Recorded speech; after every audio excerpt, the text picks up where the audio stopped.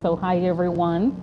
Waiting for our team to confirm before we get started here today. So excited to be live here on LinkedIn with all of you. This topic, I'm going to try not to geek out as much, but and it's loading. So we might be live, we might not be. So let's see what the computer says in a minute. But this topic, I'm going to be geeking out a lot. Because Mendel, you know that is a passion of mine, and everything relating nervous system and everything relating, making us better. So today is going to be very important as we continue to drive this. So one moment while we confirm that we are live. While we wait, are you a coffee drinker or are you a tea drinker, Mendel? It's funny. Today I'm a coffee drinker. Today you're a coffee drinker. Yeah, You have your coffee. So I am drinking oh yeah, I'm drinking a delicious latte today. And I'm glad you're drinking coffee. So you typically drink tea. I switch. No, I always have a coffee, and then recently I've been trying to get into tea. I go through my phases because whenever you develop a tolerance for anything, Oh then my you, God. yeah, Yeah. I So you try think to the coffee was no longer working, so you had to kind of like boot like start it. come off of it. You come Yeah. off it, and then you go back on it. Kind of Yeah, like love it. anything in life, right? Yeah. Love it, love it, love it. So we are double checking one moment and then we'll go Okay. ahead and get started. Sounds good. Okay, so yeah, perfect. So yeah, so today I'm actually in a coffee shop locally here in Baltimore. So we are locally based in Baltimore. We do have an international team. But yeah, so we have, today I wanted a latte because my son decided that I was going to be up at 3 a.m. Because those decisions, get done unilaterally when you're 3 years old. And that's what my son decided that this morning was going to be. So do you have little ones, Mendel? I do. I do. I have two daughters. I have Oh, that's beautiful. a 5-year-old and a 1-year-old, and yeah, up bright and early, Oh, I and love it. ready to start my day with them. So no, it's such a blessing, honestly, and yeah, they're really It is. sweet. It is. It makes the world go round for sure. It's a blessing. Okay, so we're going to go ahead and get started, and I get confirmation that we are live now. So thank you so much, Mendel, for coming here today. And I want to start by saying, if you want, I want you to stay around if you're listening to this episode because this episode is going to be about the difference between what is it to be stressed out and what is it to be burnt out. A lot of our clients and a lot of our teams that come to us are experiencing a large amount of burnout, and I could not have think about anyone better than Mendel Toron to come into this episode. So personally, I have been personally impacted by the amazing work that your practice does, Mendel. And just to give the audience a little bit of a background on you, you're the founder of the Mendel Toron Psychotherapy Group in South Florida, which, by the way, is great because it's really cold in Maryland still for some reason that I don't understand. It's still really cold, but love it. And also, you lead a team that focuses on trauma-informed therapy, including EMDR, which has changed my life tremendously, and would love for us to also touch on that. Also, couples therapy and depth-oriented psychotherapy, which I think they are all very important parts of what professionals go through today. You focus on not just your business, but also mentoring, which I think is beautiful, other therapists, and exploring how depth psychology applies to leadership, family life, and the pressures of modern living, which we all know they're real and they exist and they're here live with us. So, Mendel, thank you so much for coming to Coffee and Coaching. And I just have to say, you are the first psychotherapist to join the Coffee and Coaching session and podcast. So, thank you so much for being here.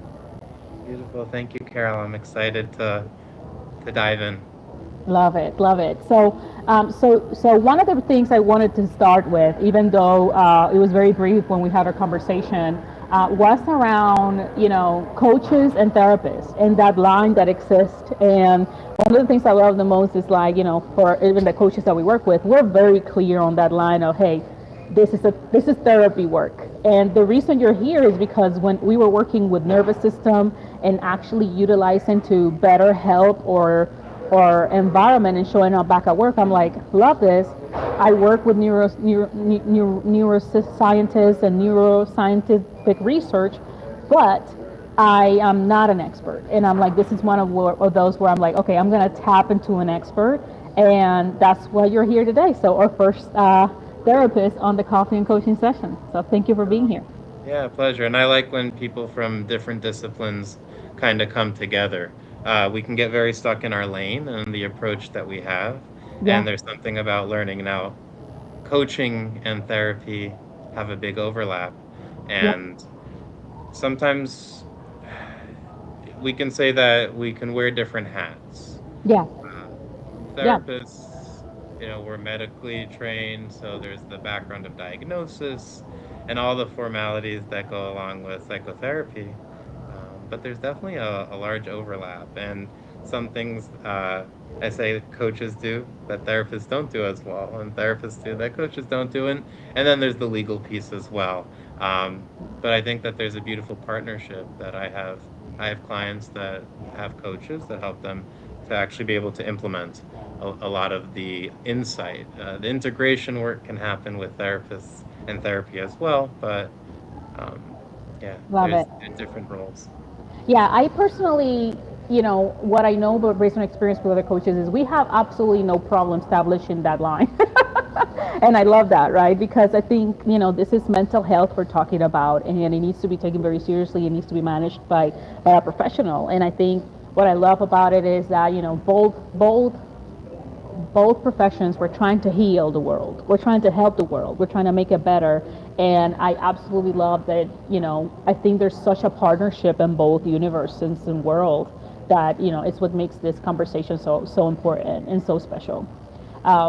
So I want to start with the question that everybody, everybody wants to know. Like, how did you go from being stressed, hey, I'm just stressed out, hey, I am absolutely burnt out, or my nervous system has decided to shut down on me, and there is nothing for me to do about it. What are some of the chips in themselves that people should recognize as they're going through it? Yeah, okay, so we can speak a little bit about burnout.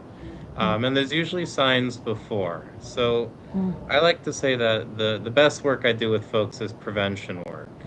After the fact, if you're trying to do repair work, we can do that work. We can now go in and we have to reset yourself and get back to a baseline. But prevention work is key. So I think with experience, you start to get to notice when there are certain signs, I would say, that we're feeling a little bit uh, not on our game. So for therapists, we have our version of it. We're and I'll go into that a little bit, and maybe there can be an overlap for those in the business world as well. Yes, absolutely. Yeah. So what I noticed for myself, and that's always the best experience, is my own experiences. I start to overly control. Okay, I start to become a little bit holding the whatever it is I'm doing a little bit too tight. Oh wow, Yeah. that's awesome. So That's my we want yes. that would be the initial sign that I'm feeling overly controlled, rigid, not feeling flow, not in my flow. Um, and that's usually a good sign. And for some of us, we might always live in that state. And so we might be in a constant state of burnout. We're not even aware that we are burnt out. Yes. Um, so that's something to think about. There's different layers, right? There's the person that not even aware that they're experiencing burnout in the first place. So they're like, what is burnout? That's just my life. Yes. I'm chronically that way. I wonder, like, is there is, like when you get people in your consultation that um, they do not know that they're burnout, but they are, and they believe that, hey, this is just how my normal life has always been. Um, does it catch up with them at some point, or they just keep living their lives forever this way until the last day? I'm just curious. I mean, I think the concept exists in theory, but in reality, it catches up. Yeah. And it's a blessing when it does. Yes. It, for many, if it takes too long, too late. Wow. Uh, Burnout is not just what the toll that it takes on the body, but it's that we're not recognizing ourselves and our truest way of living. Yes, yes. No, I absolutely agree with that. And I just love how you said, eventually it does catch up with you, and that's a blessing.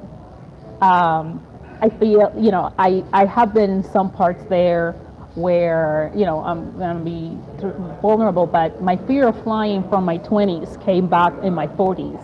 And I didn't like it because I'm like, what do you mean? I already addressed this. This has been fixed. Why is it coming back up? So of course, I have done the work, and my therapist is amazing. But it's a blessing. Why it's a blessing? Because in the moment that is breaking, it doesn't necessarily feel like that for many people. No, it definitely does not. Um, and the blessing comes with what it represents. And Yes. so, whether it's a pause, that's the first message, right? That to slow down and pause. And the second message is what happens underneath that, what happens afterwards. And underneath that is the insight, the real knowledge that's trying to break loose. You mentioned this idea of somebody who does it their whole life. I think somebody that can perfectly put all parts of themselves in this perfect little puzzle um, may not be the biggest blessing. They may, from the outside, be able to uh, put it all together, cover it up, whatever you want to describe, but they're not going to necessarily be able to touch deeper parts of themselves and live a life aligned to them. And Mm.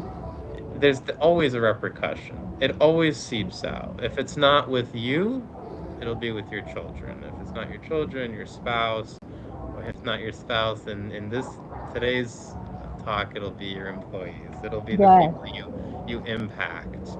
And so, yeah, I always say if it's not bothering you, how does everyone else around you feel?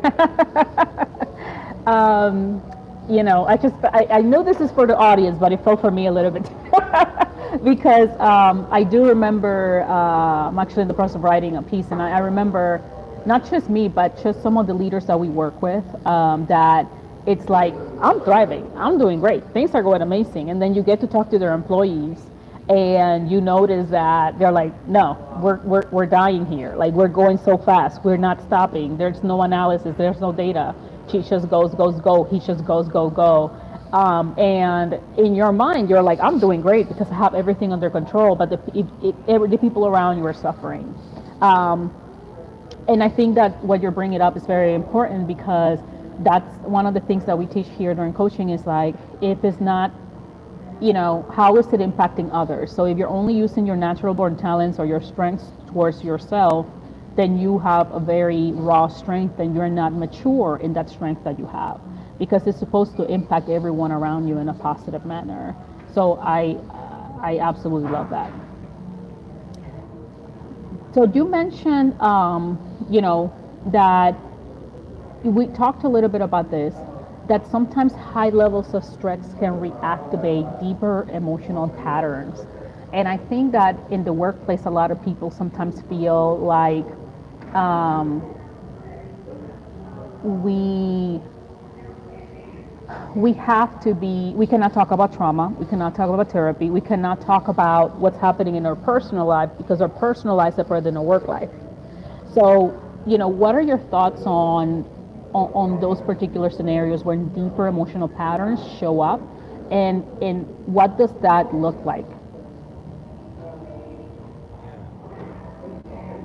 say the future of the world, the future of the business world, the future of humanity is a recognition of the interconnectedness of things. Mm. And so in this example, to separate work life and home life, yes, there's boundaries, but if we pretend that life isn't interconnected and they don't have a relationship to one another, then we're doing a disservice to reality. Mm. Oh my God, this is so powerful. Loving it. Um, and I think you talk about the parts of you, right? So where we are like, there's this part of me, and there's this part of the business world, and there's this part of the emotional world. And in practice, I have seen it where people bring their people bring try to keep their lives separate. I actually had a leader that she wouldn't even bring the pictures of her kids and put it in her desk because she felt like people will see her as weaker because she was a mother. um, and you're nodding, so you probably have heard similar things to this. um, what would you say to someone like that that feels like their lives has to be two separate things? Well, they may be in an environment where they need to do that. Mm, not safe. I don't believe in gaslighting or delusion. I love it. Um, and so if the company you're in requires you to do that, so it may explain why you're feeling more burnt out, more disconnected from yourself. And if that may be one example for somebody that it's not that, and they truly do and can practice being a little more open. So then that's a different conversation. But first, we have to look at it from the systemic, from the company, the culture. And if the culture is good, then we can work on the individual. But yeah, I wouldn't want to be blaming the individual first. I'd want to see, Yes. yeah. Yes, we had one of our episodes was around toxic work environments, and if you don't feel psychologically safe to bring such a beautiful part of who you are to work, it's time for you to start exploring where your natural born talents can really bring more to the world. Because I don't believe that the misalignment of you not being fully yourself at work, and there's been a lot of debates on that, like, you should not bring your full self at work, and I'm like, I completely disagree with that. I don't have to, and I work with clients to help them do that because of it. And I think what we're describing right now is someone being in survival mode, right? Like, I gotta survive, I have to make a living, I have to do it. But how does the nervous system react when you are constantly in survival mode and you're not giving it a chance to kind of settle and live happy? No, it's important. When we're what happens when we're in survival mode, unfortunately, it pulls us more into that. Mm, And our responses and our behaviors are going to go back to those times that we felt in survival. So, how does one cope in survival, right? They're fight, flight, freeze, submit. These are different trauma responses. So, fight is one, or flight, or is, but those aren't the ones we're typically going to use. yes, We're yes. usually going to be using the other ones, which are Mm-hmm. people pleasing, not trusting our intuition, going along with whatever the toxic culture is, Mm-hmm. um, because we're going to be looking mostly to react. Mm. We're in reaction mode, so we're looking, okay, what does this place want? How can I fulfill that need? As opposed to, what do I want? What do I need? And so I say the difference between a reaction and a response. The Mm. response is a choice. Love that. So, for those who didn't listen, I love that. What is like the difference between a response and a reaction? A response is a choice, and a reaction, for those who didn't hear it, because I'm like, that's like so important. It's automatic, right? That Automatic. reaction Yeah. is automatic, and so the healing of trauma, the healing of past experiences, is giving back people that choice. Mm-hmm. If we just try to say that was in the past, I'll pretend it never happened. That's okay. You can do that, but then most of what you're doing is automatic. Yeah. It's just kind of whatever happened, and this I'm just living my life unconsciously, automatically. Hmm. I love that. And you can do that. There's nothing, that's your God-given right. Yes, yes. It's how you decide to live this life, but I think that there's so much more than living in how do you call it? Fly or fight, flight or fight mode. There you go. Yeah. I've been speaking Spanish all morning. So flight or flight mode constantly every single day. And um, I will tell you that, for me specifically, that came to a place where when I left corporate America, after I was done, I got off the bus, right? I've been running, got off the bus. All these things came back from before I started corporate America. So 20 years ago, came back. And it's because I got off that bus. And to your point, I'm glad it did. I'm glad it did because it allowed me to go back into who I believe I can serve this world better and give more to people in the way that I believe it was meant to be. But the pause piece, which you talk about, I think that a lot of those things are found during pause. A response, a burnout, a shutdown, a moment that throws us off our course is a forced pause. You're, you're giving me a lot of good stuff right now. It is a forced pause. Okay. Don't make me go into don't give me therapy right now live, but I appreciate that because it is very true. But is it less? So let's say the world forces you to pause. Mhm. Is that beneficial, or is better when it's voluntary? It's always better when it's voluntary, right? Because then it's easier to feel like it was a choice. When you're Mm, forced into it, now you have to go back in and you have to re-experience it in a healthier way. And mm, so in EMDR work or trauma work, we're going back in and we're experiencing whatever that experience was, or whether it's a past traumatic event, or it's even a belief system or a way that we looked at previous experience. Now we're going to relive it in a regulated way. So when we're going mm. back in, now we're going back in not elevated, out of control, but now we go back in a chosen way, a place where we feel safe and in control. And so it's just a little bit harder Yeah, after the fact. It's harder. yeah, Um, and so, but we're not really taught how to live regulated lives. And so yeah, do not Many of us do not. We all, and it's almost like a calling that we're all going to get called eventually to yeah. that forced pause. If we don't see it, usually people come in because of a forced pause, Of the forced pause. Yes. not out of, yeah. Yes, I want to talk about very important EMDR because it changed my life for the better with my forced pause into the world. And I honestly was researching it about 2 months before I ran into this concept. It's not a concept that I believe everyone should know about it. Like this is something, especially as you go into middle age, like, and you have been running, and this forced process will come. I don't think a lot of people know about it. So, and your team does such an amazing job at it. And can you tell people a little bit about what it is, what it's to stand for? Because I think it can help a lot of individuals in the business world.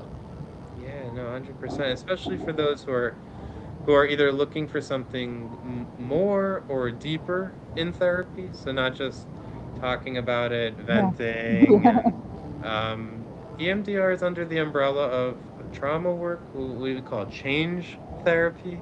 Yeah.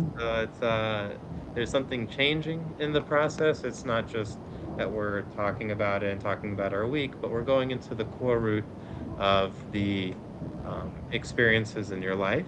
Hmm. EMDR stands for eye movement, desensitization, and reprocessing. Wow. Um, and so That's it awesome. sounds funky. It sounds weird. Like, what's that eye movement? You use eye movement? What is that? Um, Yeah.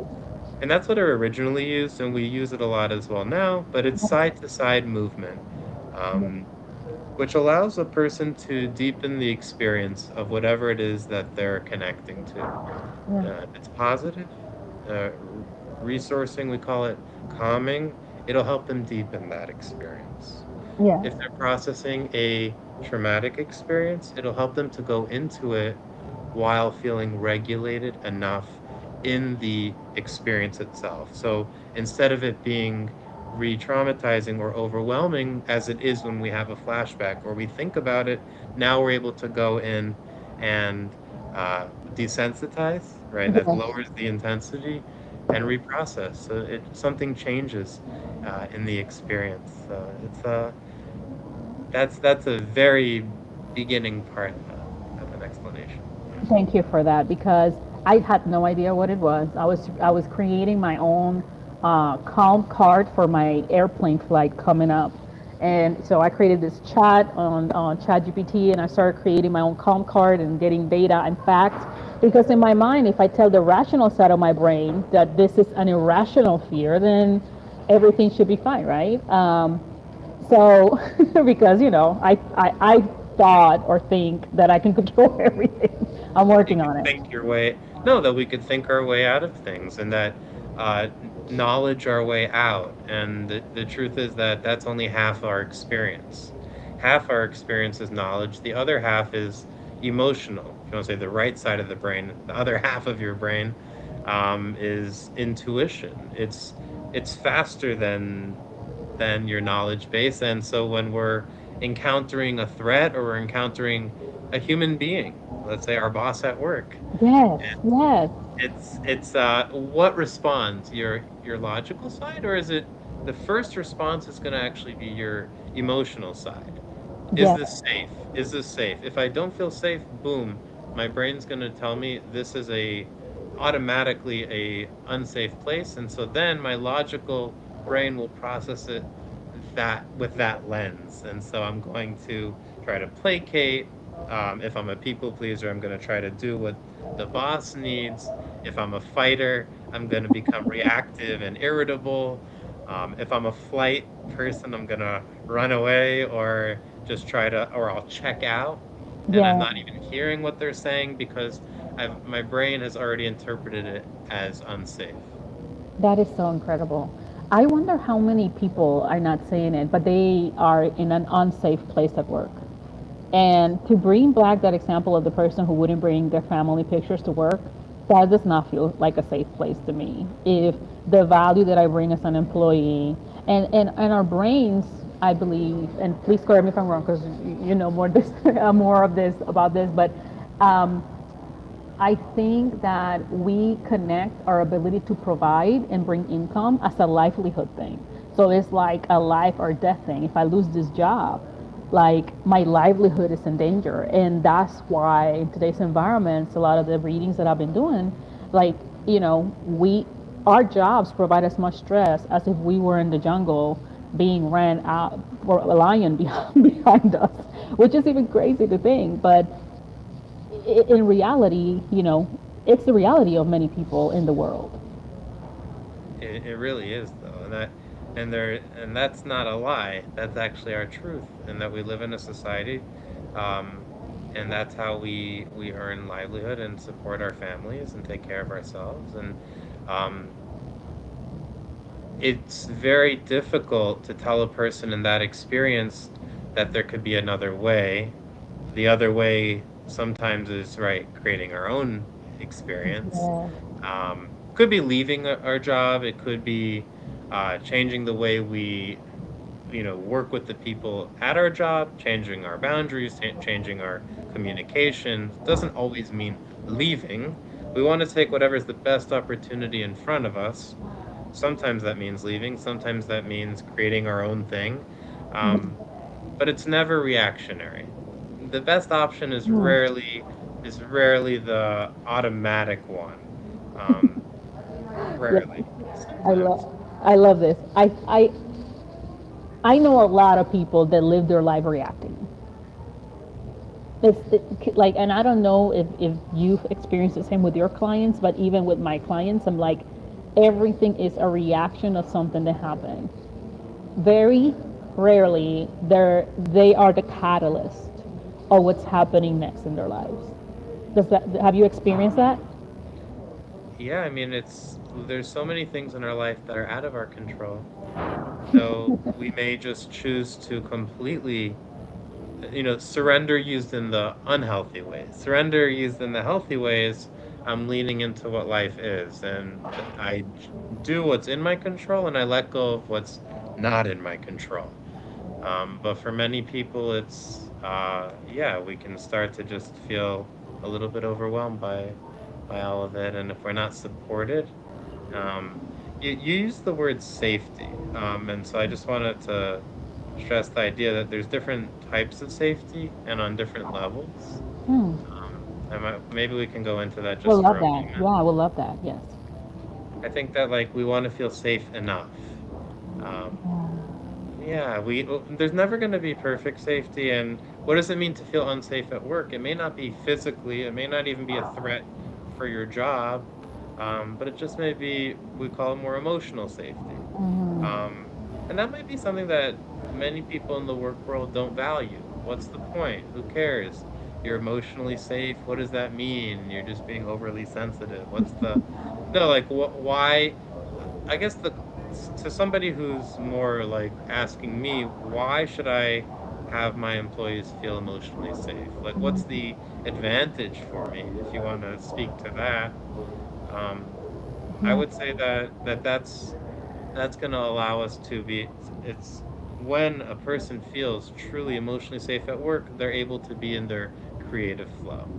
They're able to be in their full self-expression, and not just that you get to know about their kids or you get to know them, and there is that connection, that felt sense of connection, and then there's reward and joy and living, and we spend most of our day at work, so might as well make it purposeful and enjoyable. But if, let's say, you don't care about purpose and you don't care about joy and you just care about productivity, then even even that, there's something to be gained, from a productivity standpoint, by somebody who's not stressed out and not feeling like they can just focus on what they need to do. Yes, I can tell you, because we are familiar with the different parts of you, and I've been doing a lot of work with the different parts of you of us, and A little bit of IFS, like internal family systems, there is you very go. famous for that. Yes, Very famous for yeah, parts work. yes, I love that. That was new to me, but I was very excited to explore that, and I know that when we're getting into another realm, I don't know if you feel comfortable talking about it, but I feel like it's so important because there's so many different parts of us, and um, I do believe that that response, that is not a reaction, but that response, the reaction is automatic, but response comes, at least it has helped me, is by knowing the parts of me and learning which one shows up at the moment of responding.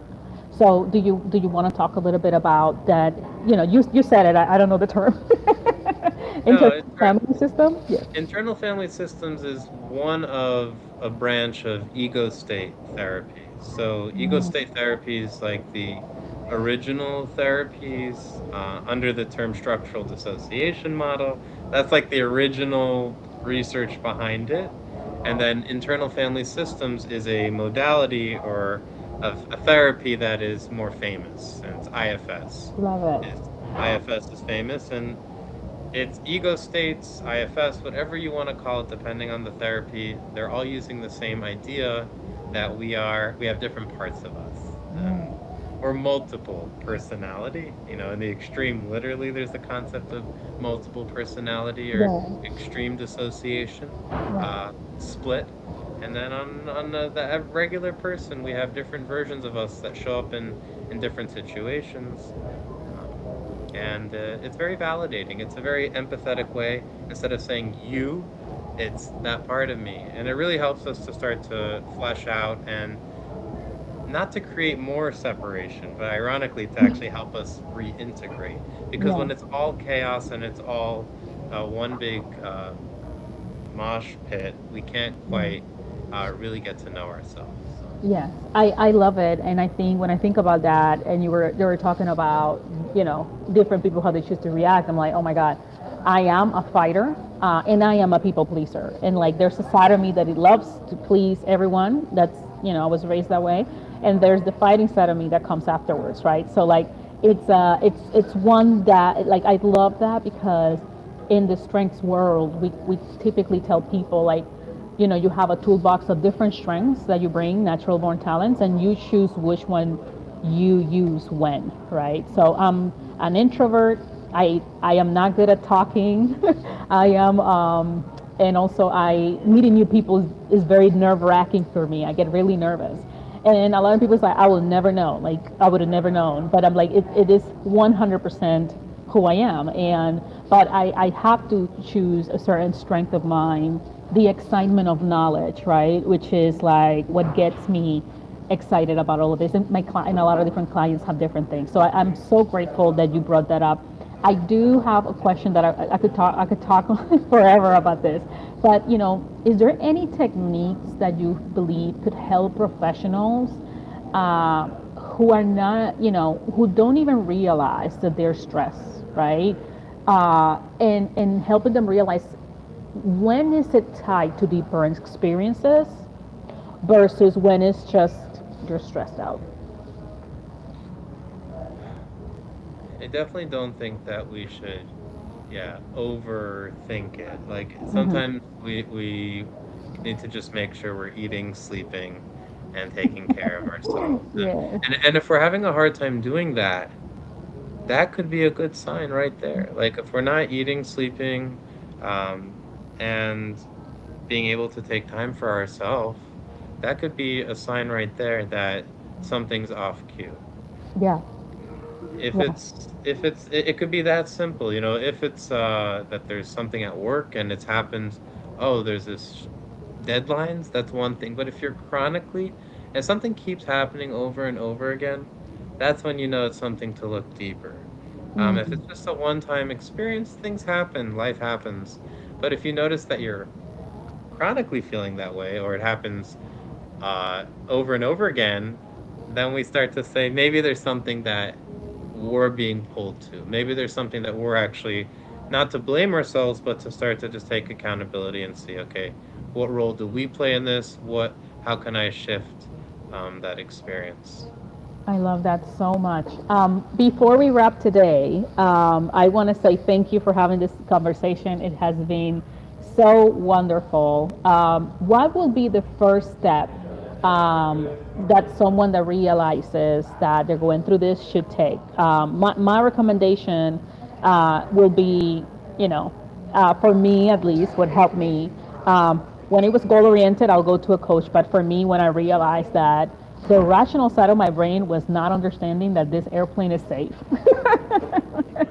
and my body was like trembling in the middle of a flight, I was like, okay, this is not normal, and I need to get therapy, and psychotherapy specifically. What is your recommendation?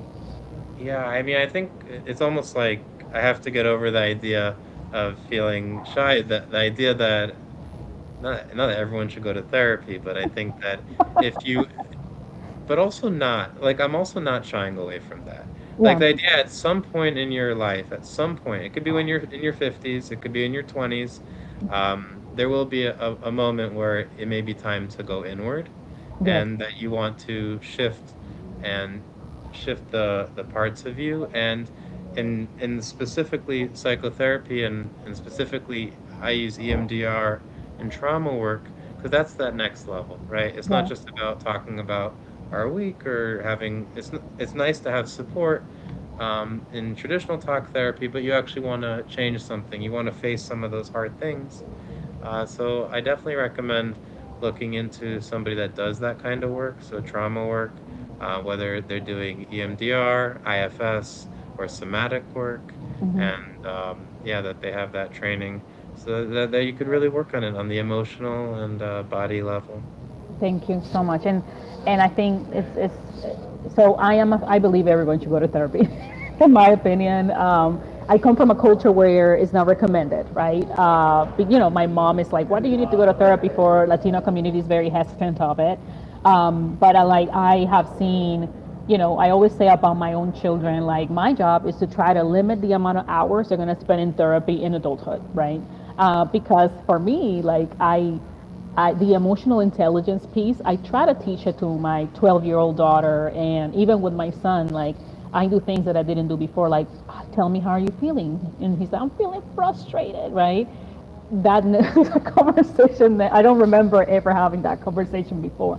So I think we can do a little bit better and a little bit more. But in terms of what has helped me and many that I see around is like I have the language, I have the words to be able to bring that better. So I do believe that with the work that Mendel, that you and your group do is remarkable. I have been positively impacted, allowing me to show up at work better, allowing me to show up at my company, allowing me to show up here better because of the work that you do in your group. So thank you so much for what you do because you're truly, literally healing the world. Thank you. I really appreciate you taking the time and inviting me, and I really enjoy your presence and your energy. So I do I'm as glad we got well. to do it. And when I'm in Florida, which I plan to be at some point once this flight situation calms down, would love for us to do an in-person coffee or tea, whichever one. Alrighty, sounds good to me. Okay, thank you, Mando. One moment.